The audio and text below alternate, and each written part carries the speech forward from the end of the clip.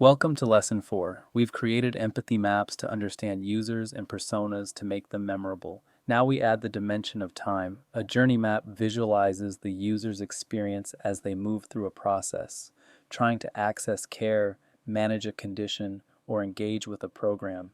Journey maps reveal pain points, the moments of frustration, confusion, or abandonment. They show moments of truth, the critical decision points where someone either continues or drops out. This tool helps us see where our interventions can have the greatest impact. By the end of this lesson, you'll accomplish three objectives. First, map user journeys across multiple touchpoints. You'll understand the stages people move through and what happens at each stage. Second, identify pain points and moments of truth in health-seeking behavior. These are the critical junctures where experiences go well or poorly. And third, use journey maps to prioritize intervention targets. Not every touchpoint is equally important. Journey maps help you focus your resources where they'll have the greatest impact. A journey map is a visual representation of the user's experience over time. It shows the stages they move through: awareness, consideration, action, and so on. It shows touch points, the moments of interaction with your organization or the health system. It captures actions, thoughts, and emotions at each stage. What are they doing? What are they thinking? How do they feel? Crucially, it captures the full experience, not just the moments you control. The journey starts before someone contacts your program and continues after they leave. What happens outside your direct influence affects what happens inside it. This broad view reveals opportunities you might otherwise miss. A journey map includes several components. The persona identifies whose journey this is. Different personas may have very different journeys through the same process. Stages are the major phases of the experience. For healthcare, this might be recognizing a need, seeking information, making an appointment, having the visit, and following up afterward. Actions describe what the user does at each stage: searches online, calls a clinic, fills out paperwork, waits in a waiting room. Thoughts and emotions capture their internal experience: confused, hopeful, frustrated, relieved. And touchpoints show where they interact with services or systems: the website, the phone line, the reception desk, the exam room. Each component adds richness to your understanding. Start by mapping the current state, the journey as it actually exists today. This is different from how you designed it to work. Base your map on research, interview people about their experiences, observe the journey in action, use process data about wait times, drop-off rates, completion rates. Include what happens before and after your direct service: the journey to get an appointment, finding transportation, taking time off work, arranging childcare is part of the experience even though it's not your service. And don't sanitize. If users are frustrated, capture that honestly. If a stage is confusing, show that.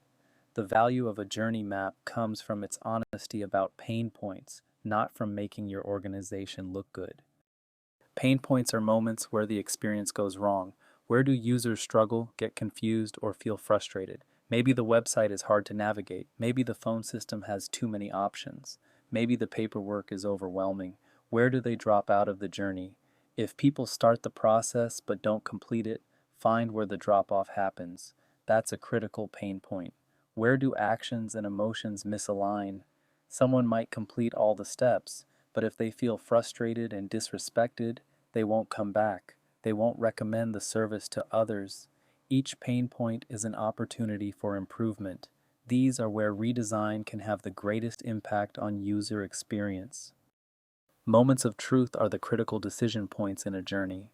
These are where someone either continues forward or abandons the process. They're often emotional high points, either positive, "this is exactly what I needed," or negative, "I'm done with this."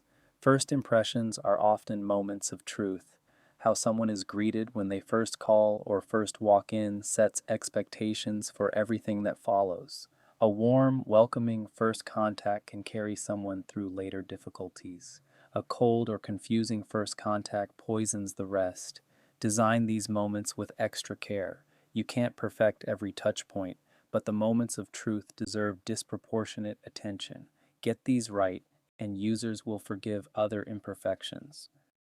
A powerful technique is to track emotional state across the journey. Visualize this as a line graph overlaid on the journey map. The line goes up when emotions are positive, hope, confidence, satisfaction. The line goes down when emotions are negative, confusion, frustration, anxiety. You'll typically see that low points cluster around pain points. Where people struggle, they feel bad. Where the process works smoothly, they feel good. The goal of redesign is to reduce the lows and enhance the highs. Can you eliminate the frustrations? Can you add moments of delight? The emotional graph gives you a simple way to see the overall quality of the experience and track improvement over time. Once you have a current state map, you can create a future state map. The current state reveals problems. Here's where users struggle. Here's where they drop off. Here's where they feel frustrated. The future state envisions improvements. What would the ideal journey look like? How would the emotional line look if we fix the problems? Between current and future state, prioritize. You can't fix everything at once. Which pain points matter most? Which affect the most users? Which have the biggest impact on outcomes? Then design interventions to bridge the gap. Your intervention design now has clear targets. Move the experience from current state to future state at the prioritized pain points. Let me share a brief example. Mapping the journey for cancer screening. The stages might be awareness, someone tells me I need this screening. Decision, should I actually do it? Scheduling, making the appointment. Preparation, getting ready for the procedure itself. And follow-up, getting and understanding results. Pain points in this journey often include unclear information about what the screening involves, long waits to get an appointment which allows anxiety to build, and confusing preparation instructions. Moments of truth include the first call to schedule, is this going to be difficult, and receiving results, how is this communicated and by whom. Opportunities for improvement include a clearer website explaining the process, callback scheduling so people don't wait on hold, and simplified step-by-step prep instructions. The journey map makes these opportunities visible.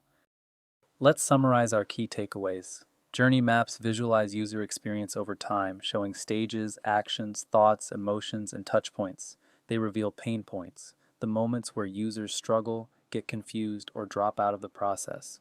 Moments of truth are critical decision points that deserve extra design attention. Get these right, and users will persevere through other difficulties. Tracking emotions across the journey identifies where the experience succeeds and where it fails. The emotional line makes quality visible. And journey mapping moves from current state, how things are, to future state, how we want them to be. This bridges analysis to design. In our final lesson this week, we'll explore ideation, generating creative solutions to the problems we've identified. Thank you.